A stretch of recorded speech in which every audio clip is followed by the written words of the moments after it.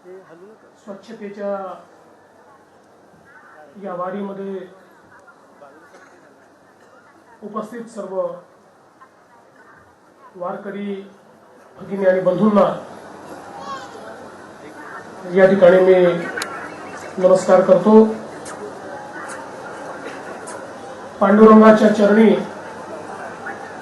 आपण सर्व लोक या ठिकाणी हजर झालो आणि लोकप्रबोधन आणि त्या प्रबोधनातनं लोकविकास अशा प्रकारच्या संकल्पनेतून गेली 12 वर्ष अविरतपणे ही जी वारी या ठिकाणी चालली आहे त्याच्या आजच्या या कार्यक्रमामध्ये मंचावर उपस्थित राज्याचे कृषी मंत्री आदरणीय भाऊसाहेब फुंडकरजी, पाणी पुरवठा व स्वच्छता मंत्री बबनराव लोणीकरजी, सहकार मंत्री सुभाष बापू देशमुखजी, जिल्ह्याचे पालकमंत्री विजय मालक देशमुखजी, राज्याचे कृषी व पणन विभागाचे राज्यमंत्री सदाभाऊ खोत, सन्माननीय आमदार श्री प्रशांत परिचारक, त्याचप्रमाणे उपस्थित आमदार आणि ज्यांचा जन्मदिवस आहे ते रामहरी रुपनवरजी, जिल्हा परिषदेच्या अध्यक्षा श्रीमती जयमालाताई गायकवाड,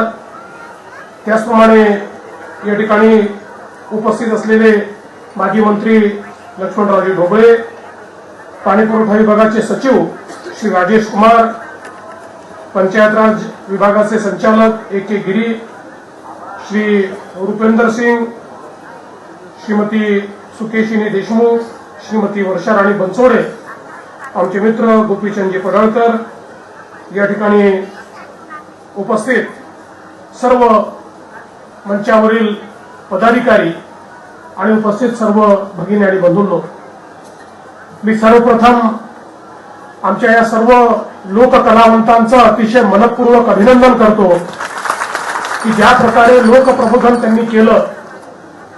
खरं म्हणजे आमच्या संत परंपरेने या समाजाला जगवण्याकरता, टिकवण्याकरता, संघर्षरत ठेवण्याकरता आणि त्यासोबत भक्तिभावात अलीन ठेवण्याकरता ज्या मार्गाचा उपयोग केला तो मार्ग लोकप्रबोधनाचा होता। मगाशी सांगितलं, ज्ञानेश्वर माऊलींनी 12व्या शतकामध्ये आपल्याला नगर कशी वसवली पाहिजे, पाणी कसं साठवलं पाहिजे, वृक्ष कशी लावली पाहिजे या संदर्भातलं मार्गदर्शन केलं। तुकोबारायांनी मार्गदर्शन केलं। आमच्या संत परंपरेनं आम्हाला एकच गोष्ट शिकवली की ज्याप्रमाणे तुमचे आई वडील आहेत त्याचप्रमाणे हा निसर्ग देखील तुमच्या माते समान आहे आणि जोपर्यंत या निसर्गाचं संवर्धन आपण करणार नाही तोपर्यंत तो निसर्ग हा आपल्याला आशीर्वाद देणार नाही।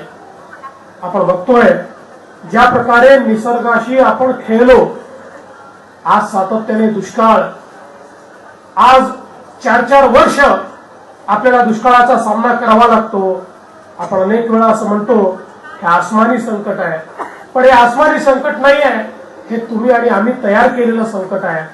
आपण सगळ्यांनी मिळून निसर्गाशी जो खेळ केला, निसर्गाला ज्या प्रकारे आपण निसर्गाचं शोषण केलं, त्या शोषणाला आता निसर्ग आपल्याला अशा प्रकारचं उत्तर देतोय आणि म्हणून या निसर्गामध्ये आपल्याला जिवंत ठेवण्याची क्षमता आहे आणि याच निसर्गामध्ये आपल्याला संपवण्याची क्षमता देखील आहे। आपण जेवढं प्रेम निसर्गाला देऊ त्याच्या दसपट प्रेम निसर्ग आपल्याला देईल, पण आपण जेवढं त्याच्याशी खेळ करू त्याच्या दसपट खेळ करण्याची क्षमता या निसर्गामध्ये देखील आहे आणि हेच आता मानवाला समजून घेतलं पाहिजे। हेच आम्हाला शतकानुशतक आमच्या संत परंपरेने सांगितलं, हेच आम्हाला छत्रपती शिवाजी महाराजांनी देखील सांगितलं, हेच आमच्या इथल्या जाणत्या राजांनी आम्हाला सांगितलं। आज पुन्हा एकदा आपल्या सगळ्यांना ते समजून घेण्याची आवश्यकता आहे आणि मला अतिशय आनंद आहे की आमचे हे सगळे लोककलावंत आपल्या ताकदीनं, क्षमतेनं आणि आपल्या कलेनं पुन्हा एकदा तशाच प्रकारचं लोकप्रबोधन करतायत आणि म्हणून खरोखर ही जी काही आपली स्वच्छतेची वारी आहे, ही स्वच्छतेची वारी ज्या प्रकारे ज्ञानेश्वर माऊलीला, तुकोबा महाराजांना ज्या प्रकारची वारी अपेक्षित आहे त्या प्रकारची वारीच ही स्वच्छतेची वारी आहे हे मी या ठिकाणी मांडलं तर ते वावग होणार नाही. खरं म्हणजे आज मला या ठिकाणी आपल्या पाणी पुरवठा व स्वच्छता विभागाचे मंत्री बबनरावजी लोणीकर, त्यांचे सचिव श्री मीणा आणि त्यांच्या अधीनस्थ जो विभाग आहे या संपूर्ण विभागाचं अतिशय मनपूर्वक अभिनंदन करायचं आहे की माननीय पंतप्रधानांनी स्वच्छ भारत मिशन हातात घेतलं, आपण स्वच्छ महाराष्ट्र मिशन हातात घेतलं आणि पहिल्याच वर्षी आपल्या राज्यानं देशामध्ये पहिला क्रमांक या ठिकाणी पटकावला आणि राज्यामध्ये 6000 गावं ही आता आपण हागणदारी मुक्त केली आहे. संत गाडगे बाबा ग्राम स्वच्छता अभियान हे नव्या स्वरूपात आपण या ठिकाणी आज लॉन्च केलंय. हे नव्या स्वरूपात आणण्याचं कारण काय आहे? आपल्या लक्षात असं आलं की मागच्या काळामध्ये अनेक गावांनी स्वतःला हागणदारी मुक्त घोषित केलं. ज्यावेळी टीम गेली त्यावेळेस गाव हागणदारी मुक्त दिसलं, पण 6 महिन्याने पुन्हा गावात गेल्यानंतर ते हागणदारी युक्तच आपल्याला दिसलं. आणि म्हणून आपण जे काम करायचं ते नेहमी करता हागणदारी मुक्त झालं पाहिजे, ते नेहमी करता स्वच्छ झालं पाहिजे. याकरता नव्याने एक संकल्पना तयार केली आणि त्या संकल्पनेतून आज पुन्हा एकदा आपण या ठिकाणी गाडगे बाबा ग्राम स्वच्छता अभियान हे या ठिकाणी लागू करतो आहोत आणि त्या माध्यमातून गुणांची रचना अशा प्रकारे केली आहे की या रचनेच्या माध्यमातून एखादं गाव ज्यावेळी हागणदारी मुक्त होईल ते केवळ पुरस्कार प्राप्त करण्याकरता होणार नाही तर जन्मभराकरता हागणदारी मुक्त होईल अशा प्रकारची रचना या ठिकाणी केली आहे. तसंही आपल्याला माहिती आहे सौजन्य मूर्ती गाडगे बाबा यांनी जो ग्राम स्वच्छतेचा आपल्याला संदेश दिला, तुकडोजी महाराजांनी ग्रामगीतेच्या माध्यमातून ग्राम स्वावलंबनाचा जो आपल्याला या ठिकाणी संदेश दिला, आपण ज्यावेळी एखाद्या गावामध्ये पुरस्कार प्राप्त करण्यापुरतं स्वच्छता करतो किंवा हागणदारी मुक्ती घोषित करतो आणि त्याच्यानंतर पुन्हा जर ते गाव तसंच झालं तर आपण हे सरकारला फसवत नाही, आपण गाडगे बाबांना फसवतो, आपण तुकडोजी महाराजांना फसवतो आणि खऱ्या अर्थानं ज्या जनतेनं आपल्याला या ठिकाणी जबाबदारी दिली त्या जनतेला आपण फसवतो. आणि म्हणून मला विश्वास आहे जी 6000 गावं आपण या ठिकाणी हागणदारी मुक्त केली आहेत, एक मोठी प्रोसेस त्याच्याकरता आपण केलेली आहे. ही गावं आता पुन्हा कधीही हागणदारी युक्त दिसणार नाही, कोणी बाहेर उघड्यावर शौचाला जाताना दिसणार नाही हा विश्वास या निमित्ताने मी व्यक्त करतो. मला याही करता या ठिकाणी आपल्या मंत्र्यांचं आणि त्यांच्या विभागाचं अभिनंदन करायचं आहे.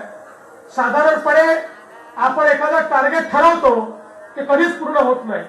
सरकारमध्ये टार्गेट हे पूर्ण न करण्याकरता ठरवायचं असतं असं अनेक लोक सांगतात, पण या विभागाने 15-16 मध्ये वैयक्तिक शौचालयाचं उद्दिष्ट हे 26,129 ठेवलं होतं आणि त्यांनी 33,881 एवढी शौचालय या ठिकाणी बांधली. उद्दिष्टापेक्षा उत्तम काम, जास्त काम हे या ठिकाणी विभागाने केलंय. पण हे करत असताना मंत्री महोदय आणि मीणा साहेब आता आपली जबाबदारी वाढली आहे. तुम्ही चांगलं काम केल्यामुळे तुमची क्षमता चांगली आहे समजून यावर्षी आम्ही 60,000 शौचालयाचं तुम्हाला या ठिकाणी टार्गेट दिलेलं आहे. आणि मला विश्वास आहे पंढरीच्या दर्शनाला पुढच्या वर्षी या ठिकाणी ज्यावेळेस येईल त्यावेळी ही 60,000 शौचालय पूर्ण केली म्हणून आपला सत्कार करण्याची संधी मंत्री महोदय आणि विभागाने मला द्यावी एवढीच आज पंढरीच्या चरणी मी आपल्याला या ठिकाणी प्रार्थना करतोय. मोठ्या प्रमाणात वेगवेगळ्या प्रकारची कामं आपण हातामध्ये घेतली आहे. खरं म्हणजे आपण ज्या ग्राम स्वावलंबनाचा विचार करतो, ज्या स्वातंत्र्याचा विचार करतो, आम्हाला जे स्वातंत्र्य हवं आहे बंधू भगिनींनो ते स्वातंत्र्य प्राप्त करून देण्याचा मार्ग काय आहे? तो मार्ग आहे आपलं गाव हे पर्यावरण युक्त असलं पाहिजे. आणि पर्यावरण युक्त गाव म्हणजे काय? ज्या गावामध्ये जलयुक्त शिवाराच्या कामाच्या माध्यमातून त्या ठिकाणी पाण्याचं संधारण झालंय, जलसंधारण झालंय आणि ज्या गावामध्ये त्या गावाच्या करता आवश्यक तेवढं पाणी त्याच गावामध्ये आम्ही साठवतोय, वॉटर बजेटिंग करून ते गाव हे जलयुक्त झालेलं आहे असं गाव असलं पाहिजे. दुसरं, आमच्या गावामध्ये मोठ्या प्रमाणात वृक्षांची लागवड केली पाहिजे. आमच्या गावाला जेवढं ऑक्सिजन आम्ही वापरतो त्यापेक्षा जास्त ऑक्सिजन निर्माण करणारी झाडं ही आमच्या गावामध्ये आम्ही लावली पाहिजे. आणि तिसरी गोष्ट, आमच्या शेतीमध्ये आज आम्हाला एवढ्या मोठ्या प्रमाणात अशा प्रकारचे सगळे रासायनिक खतं का वापरावे लागतात, याचं एक कारण आम्ही झाडांची कत्तल केली आणि दुसरं कारण आम्ही ज्या प्रकारे कचरा आमच्या गावामध्ये करतो, आमचे पाणवठे खराब झाले, आमच्या नदी नाल्यांमध्ये प्रदूषण झालं, आमच्या जमिनीमध्ये ते प्रदूषण गेलं. पाण्याचं प्रदूषण हे पाण्यापुरतं सीमित राहत नाही, ते संपूर्ण मातीमध्ये मृदामध्ये प्रदूषण जातं. आणि मग ती मृदा, ती माती, ती आमची आई जी आम्हाला या ठिकाणी अन्न देते, ती जर प्रदूषित झाली तर मग रासायनिक खतांचा वापर करून करून आम्ही तात्पुरतं तर त्याच्यातनं अन्नधान्य घेतो, पण त्याचा पोत अजून खराब करत जातो. आणि मग एक दिवस ती आई सांगते, आता तुला देण्याकरता माझ्याकडे काही नाही, तू किती रासायनिक खतं वापरली तरी मी तुला काहीच देऊ शकत नाही. आणि म्हणून गावाचं स्वातंत्र्य, गावाचं स्वावलंबन या तीन गोष्टींमध्ये आहे. पहिली गोष्ट, गाव हागणदारी मुक्त झालं पाहिजे, कचऱ्यापासून मुक्त झालं पाहिजे, गाव स्वच्छ झालं पाहिजे, गावाच्या कुठल्याही पाण्याच्या स्रोतामध्ये कचरा गेला नाही पाहिजे, गाव हे जलयुक्त झालं पाहिजे आणि त्यासोबत गावामध्ये वृक्ष लागवड झाली पाहिजे. या तीन गोष्टी केल्या तर गाव स्वावलंबी होईल. आणि मी तुम्हाला विश्वास देतो, या तीन गोष्टी जे गाव करेल त्या गावाला सरकारकडे काही मागायला जावं लागणार नाही. ते गाव सरकारला देणाऱ्यांचं गाव बनेल. त्या गावातला शेतकरी कधी आत्महत्या करणार नाही. त्या गावातला शेतकरी या ठिकाणी सुजलाम सुफलाम होईल, आपल्या काळ्या आईची सेवा करत आपल्या महाराष्ट्राची सेवा करेल. आणि म्हणून मी या निमित्ताने आपल्याला विनंती करतो, आपण सर्वांनी या तीन गोष्टी आपापल्या गावामध्ये करण्याचा संकल्प करावा. माझी विभागाला देखील विनंती आहे, पाणी पुरवठा स्वच्छता विभागाने आपला विषय मांडत असताना वृक्ष लागवडीचा विषय मांडला पाहिजे. स्वच्छतेचा विषय तर तुम्ही मांडताच आहात. वन विभागाने स्वच्छतेच्या आपल्या झाडं लावण्याच्या विषयासोबत स्वच्छतेचा विषय आणि जलयुक्त शिवारचा विषय मांडला पाहिजे. ग्रामविकास विभागाने हे तिन्ही विषय सातत्याने मांडले पाहिजे. शेती विभागाने हे सगळे विषय सातत्याने मांडले पाहिजे. हे एका विभागाचे विषय नाही आहेत, हे आमच्या सगळ्यांच्या जीवनाशी निगडित असे विषय आहेत. आणि म्हणून हा सरकारचा नाही, हा जनतेचा प्रोग्राम आहे. मगाशी मंत्री महोदय आपण सरकारला धन्यवाद दिले, पण हे सरकार काहीच करू शकलं नसतं जर जनतेने आपल्याला सहकार्य दिलं नसतं. आणि म्हणून ही जे यश आपल्याला मिळत आहे, हागणदारी मुक्तीकडे आपण जातोय, जलयुक्त शिवाराकडे जातोय, 2 कोटी वृक्ष लावतोय, याचं एकमेव कारण आहे की आमची जनता याच्यामध्ये पूर्ण सहकार्य करते आहे. आणि म्हणून आजपासून आपण आपल्या महाराष्ट्राचं मिशन बनवू. महाराष्ट्रातलं प्रत्येक गाव हे जलयुक्त असेल, महाराष्ट्रातलं प्रत्येक गाव हागणदारी मुक्त आणि स्वच्छ असेल आणि महाराष्ट्रातलं प्रत्येक गाव हे वनयुक्त असेल. त्या ठिकाणी जलयुक्त आणि वनयुक्त शिवार जर तयार केलं तर महाराष्ट्र हा देशामध्ये सर्वोत्तम राज्य म्हणून आपल्याला पुढे नेता येईल. आणि त्याकरता आपण सगळ्यांनी संकल्प घेऊया आणि पांडुरंगाच्या चरणी तोच आशीर्वाद आपण सगळे मागूया. जेवढीच आपल्या सगळ्यांना विनंती करतो, ज्यांनी उत्तम काम केलंय त्या सगळ्यांना या ठिकाणी शुभेच्छा देतो आणि माझं बोलणं संपवतो. धन्यवाद. जय हिंद, जय महाराष्ट्र. धन्यवाद.